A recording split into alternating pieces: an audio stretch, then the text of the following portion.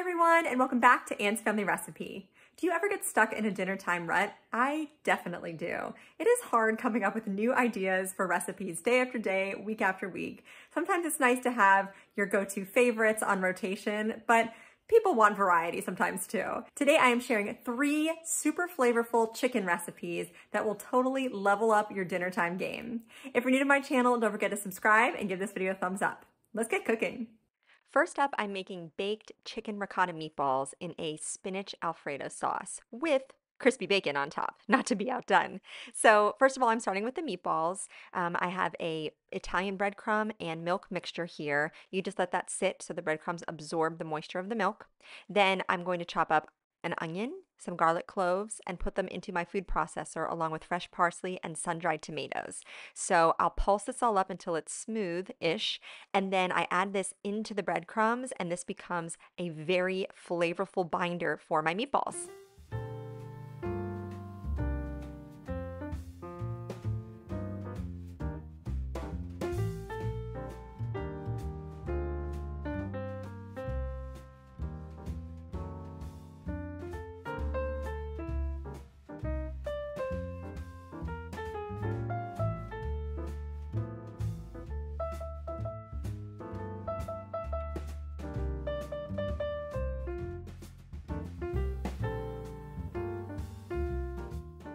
So here I have my moistened breadcrumbs, I'm adding in the sun-dried tomato mixture, and then an egg and some ricotta cheese. Then I mix that all together and add in my ground chicken.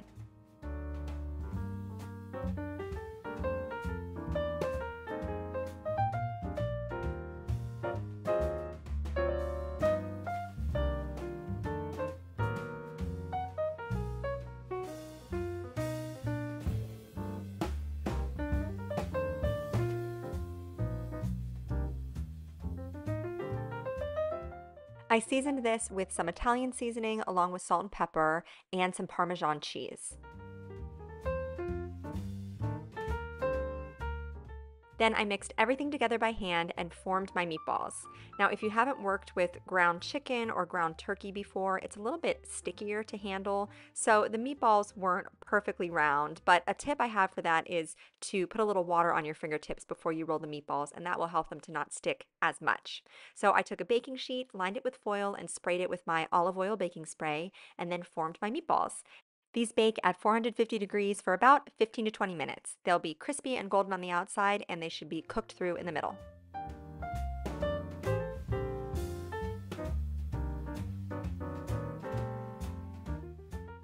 So while the meatballs were baking, I boiled my pasta. For this dish, I'm using farfalle, also known as bow tie pasta. I love this shortcut pasta. It's very cute and also holds onto the sauce really well.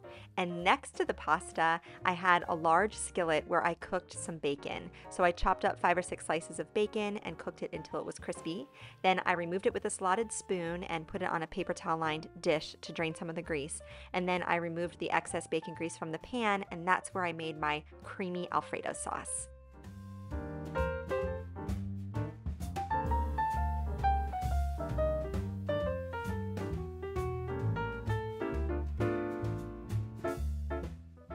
For the sauce, I measured out my heavy cream and then diced up a little bit of garlic and fresh parsley.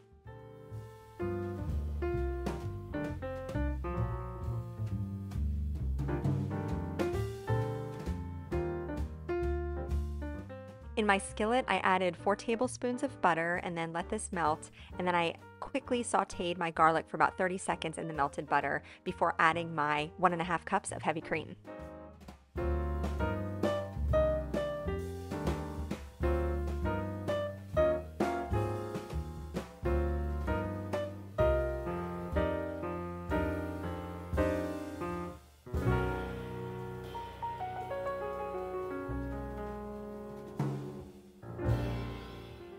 I also added in some black pepper and Parmesan cheese and stirred that all together until it was simmering and started to thicken up.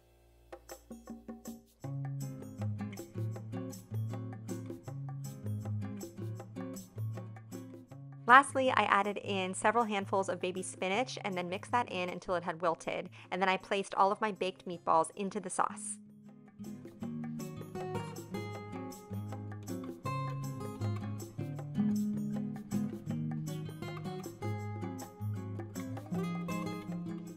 The final touch is to sprinkle the top with the cooked bacon and the chopped fresh parsley, and this dinner is done.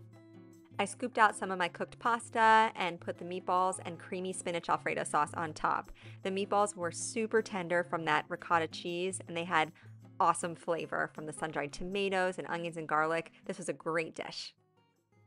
Next up is a crunchy Vietnamese chicken salad, and the flavor of this dressing is going to blow your mind. It is amazing. So I'm starting by poaching some chicken breasts. This is a very simple way to cook chicken if you need it to be cooked already for a recipe you're making. So I just submerge it in some water, bring it to a simmer, and cook it for about 15 minutes or so until it's done. And then I removed it and allowed it to cool. And then I'm sure you've seen this trick before, but if you haven't, it's a good one. Put your cooked chicken breasts into your stand mixer or even into a bowl with your electric hand mixer, and in a matter of moments you can have shredded chicken. So definitely do that to save you time. It takes a really long time to shred chicken breasts with 2 forks. It can be done, but if you have a stand mixer, you might as well use it. Next up, I'm prepping some carrots. Again, talking about kitchen appliances that I have and I might as well use, I have a grater attachment on my food processor, and it makes grating fresh carrots so quick and easy. So I did that, and all the components can go into the dishwasher too, which makes cleanup very easy as well. Next, I chopped up half a head of cabbage. I took the core out and then finally sliced this up.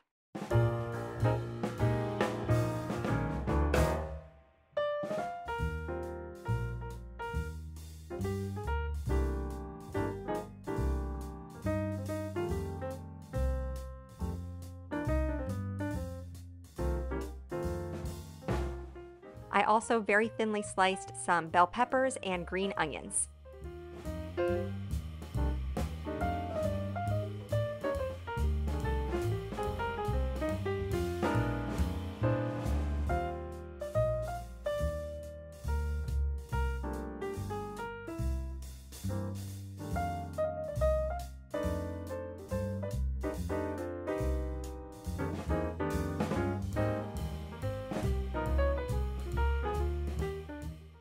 And then one of my favorite things about Vietnamese food is all of the fresh herbs they serve alongside. So for this dish, I had cilantro and mint.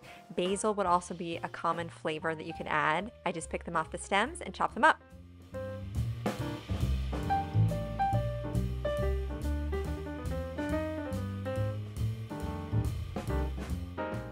Next, I got my ingredients ready to prepare the dressing, and this is so amazing. It is sweet and sour and salty, a little bit of everything, and just really packs a punch. So I started with a measuring cup and 4 tablespoons of white sugar and then 4 tablespoons of soy sauce.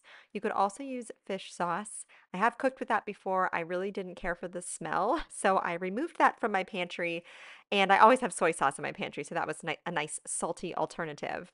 And then I used 3 tablespoons of rice wine vinegar. I also juiced 2 fresh limes and then crushed in 2 cloves of garlic. I also added in 1 squirt of sriracha, just for a little bit of heat. This was pretty mild. I don't like things super spicy, but you can always bump this up a little bit for more of a kick. And then after whisking that together, I added in 4 tablespoons of olive oil, and this made it into more of a salad dressing. And then I whisked that all together. This will separate a little bit, so you want to whisk your dressing together again right before you pour it on your salads. So this dish is actually great for kids because they can kind of pick and choose which elements they want to include in their bowl. This one has the works. So I started with a bed of the fresh cabbage, carrots and peppers, shredded chicken, and then I topped this with herbs, peanuts, and the dressing. These salads have so many different textures going on, plus incredible flavor, and they're really healthy too. So I thought this was a great, refreshing summertime dinner idea.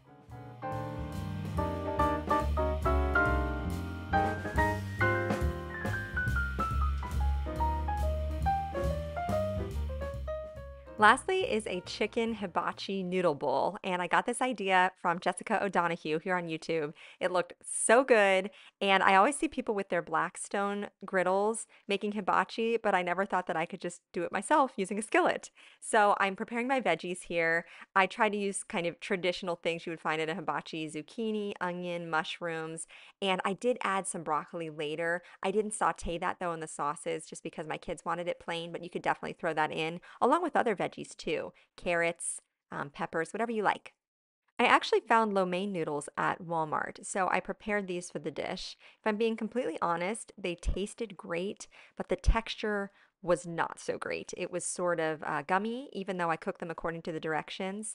I don't think I overcooked them, but they just had a bit of almost a coating on the outside. So I would suggest maybe just using spaghetti or linguine as an alternative to traditional lo mein noodles. So next, I sauteed my veggies in a little bit of olive oil, and I drained my pasta. I seasoned the vegetables with a little bit of garlic powder and some dashes of soy sauce.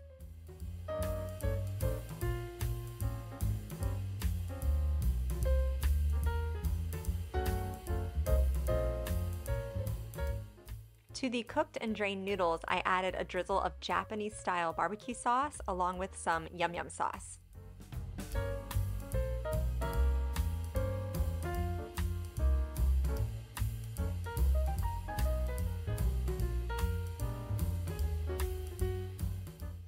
I diced up a couple of chicken breasts and I sauteed these in olive oil and seasoned them with some dried ginger and garlic powder.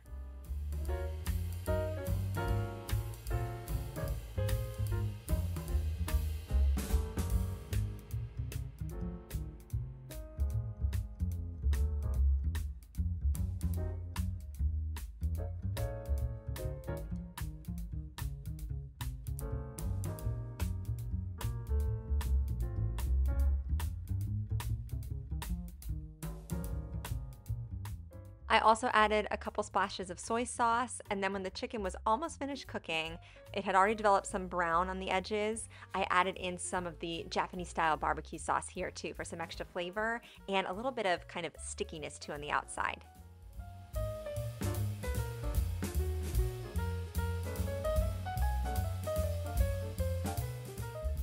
To assemble the bowls, I started with my noodles. You can see they were a little bit gummy, but had great flavor from the sauces. And then I topped them with the sauteed vegetables, the sauteed chicken, and a little bit of steamed broccoli as well.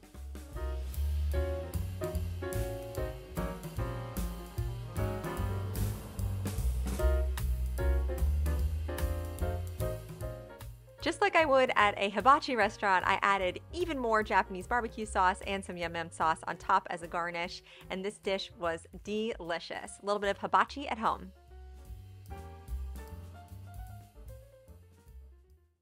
Thank you so much for joining me here today in my kitchen, and I'll see you again soon.